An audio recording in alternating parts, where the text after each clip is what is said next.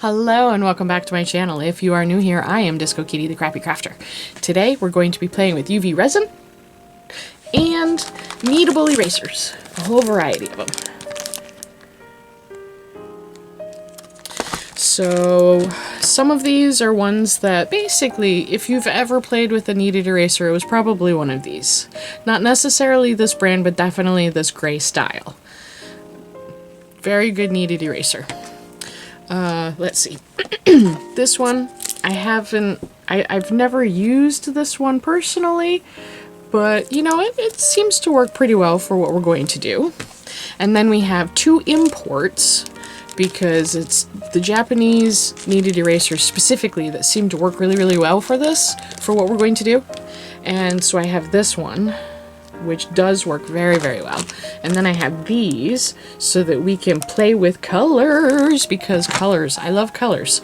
So what we're going to be doing is we're going to be using kneadable erasers, and we're going to be stretching them and stretching them and stretching them until they get all fluffy and fuzzy and stuff.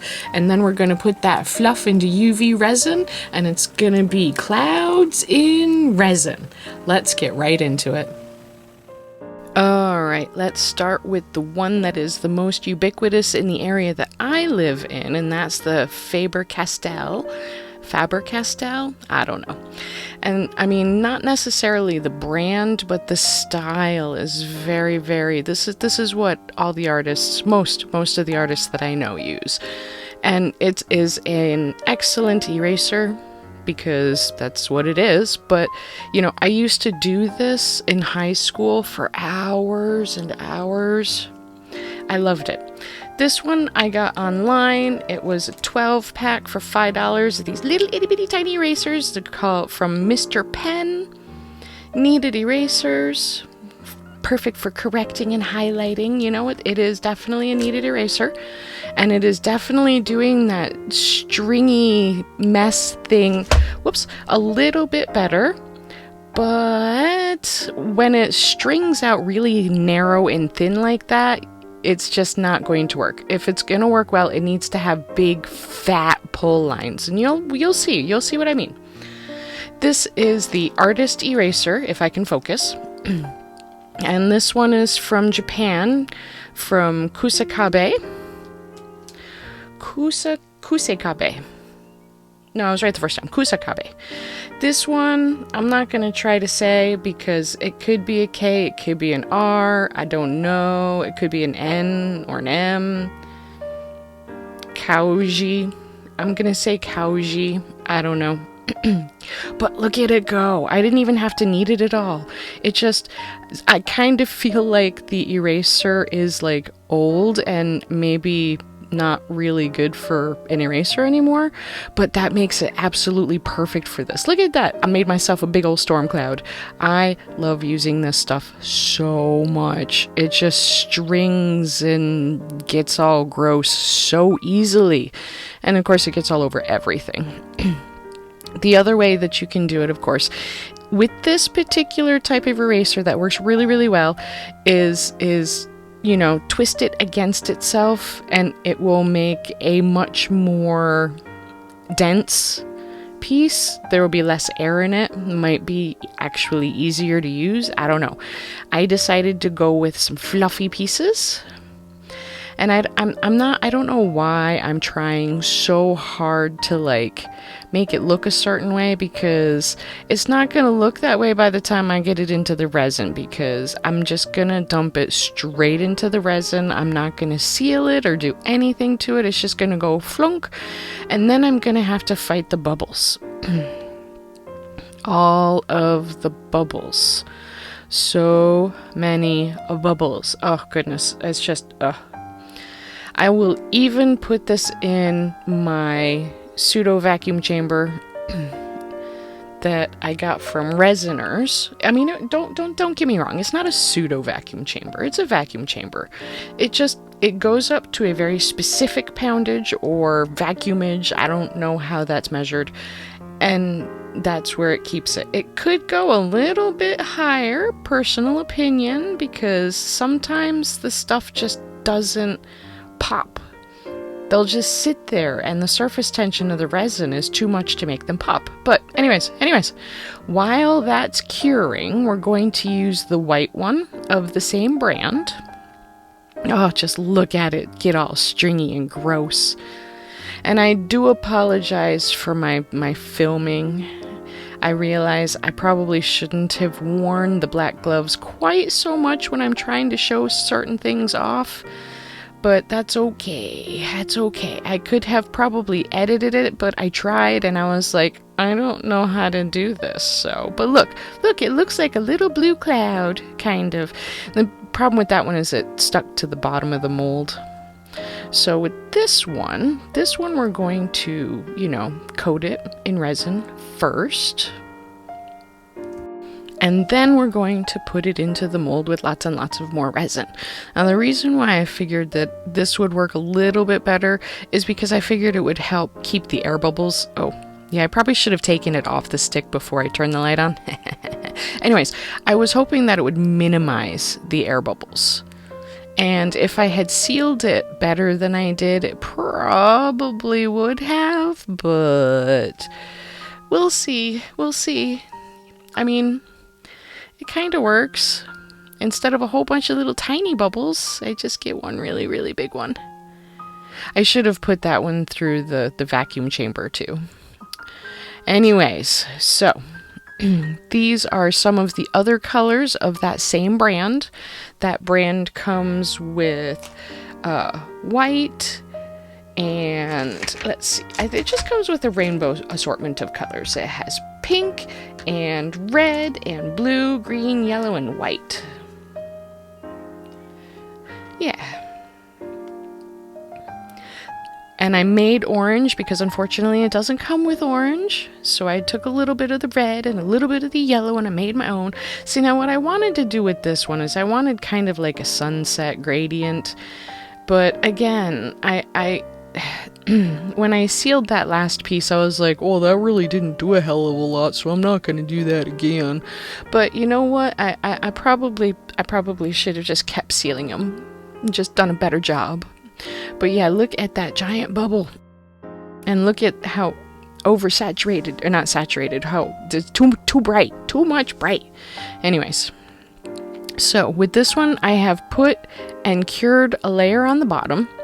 And then I'm going to plop that in, and then I'm going to plop some more resin on top of it. And I was hoping that if I did it that way, that it would soak into the kneaded eraser bits and, ease out the bubbles that way. So we're going to try putting it in the vacuum chamber, and it technically works, kind of, sort of, but look at all those bubbles. I'm going to try hitting it with the torch because the opening is way too narrow to be spritzed with alcohol, although I did try. Now I'm just going to smoosh them around and now cure them. This piece is the artist eraser, the one that came in the little plastic bag with the piece of paper wrapped around it, mixed with gold mica powder. And it actually made it much more stringy and nice. And that was, yeah. Now, part of the reason why I think I'm having a hard time with this is because I was using a mold with facets. So now I'm going to use a different mold. It's technically meant for, to make hollow pieces. Ugh, why are you doing it that way? Seal it first. Ugh. This one, I've put resin into the larger of the two cavities because I wanted to have a big one. I'm just going to use it as a cabochon mold. I'm going to leave the other half of it somewhere else.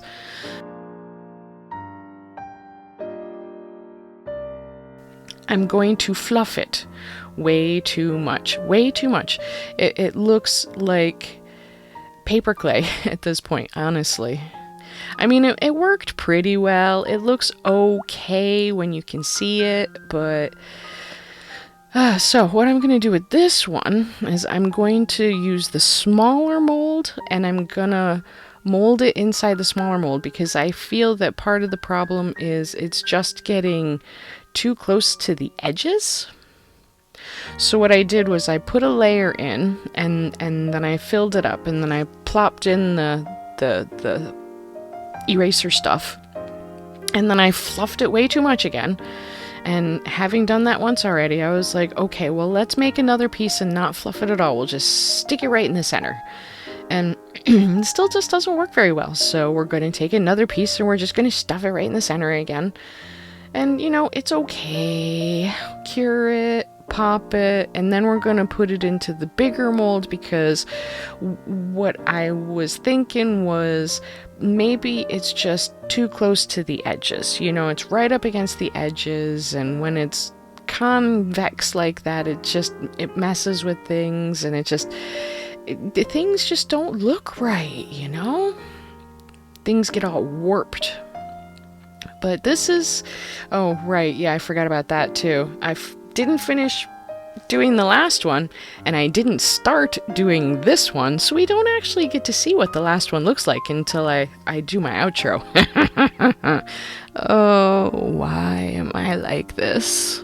This one worked the best, though. This one I sealed and then put in. Yeah, I really, really, really like this one the best. It worked the best.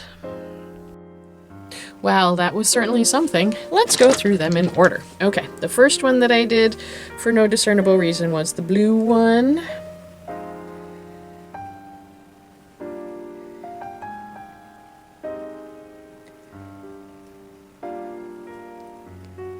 I think part of the problem with this one was it touched the top, the bottom of the mold. I mean, I didn't fluff it very much, so that's good. That was good. And I think I used I used the pressure pot on this, or I mean, not the pressure pot, but the vacuum chamber on this one, because it didn't have a lot of resin in it, so, you know, it wasn't gonna overflow. But, I mean, it's okay. I think the facets really kill it, but it's not bad. It kind of looks like a little weird blue cloud. Alright, next up. This piece was a lot bigger than I was expecting it to be, so I had to fill up the mold a lot more, which meant that I didn't get to use the vacuum chamber. So there's a big bubble in there. Big bubble. Big bubble. But it came out pretty well too, you know. This one I had put resin on it, on the mat, before I put it in here. And did I put a... I don't know, I don't think I did, because you can see here, just barely right there, you can see where the resin isn't flat, because when I put it into the mold, it touched the bottom, again, and it created little, not nice, flat, smooth surfaces like the mold had. So, this one is okay. This is certainly, there's a little bit of a learning curve to this. It's not real big, but it's there. Alright, let's see, which one was next? This one was next. I tried to do a, like, sunset theme. I mean, it came out alright. It's certainly cute enough. But I don't know if anybody would really see it as clouds, per se. Maybe if I put, like, a layer of blue resin on the background, because you don't want to make this resin blue, because that'll change the color of the cloud. But you could put, like, a blue layer in the back. That would probably work well. I don't know. I could just be speaking out my ass, too. I don't know.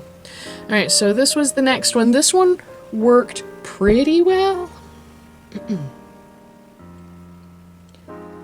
I mean, it definitely looks cloud-like. It's nice and fluffy, but it's touching everything. I did put a layer on the bottom here so that it would not be flush up against the mold and lose all definition, but it lost definition in some other areas. This one, oof. This one was special. So this one I used both cavities. I filled the small one with a little bit, and then I put the cloud in, and then I filled up the small one, and then I fluffed it real good, and then I put a little extra in. Look, it's all under my fingernails. Look at this. Look at that. It's all under my fingernails. Anyways, so I fluffed it, and then I put it in the bigger cavity to see if that didn't work. That didn't work in a real big way, but I like how it has this weird edge around it on the backside. Anyway, so that won't do that again. But the one that worked the best, same as the blue one. No, actually, I didn't do that with the blue one. I didn't put resin on this one first and then put it in. I did it with this one. It just made it too big. So this time I made a smaller piece like this one, coated it with resin before putting it in the resin, and cured it before I put it in. And there's some bubbles in it, but just look at that. It actually looks like a cloud. What do you think?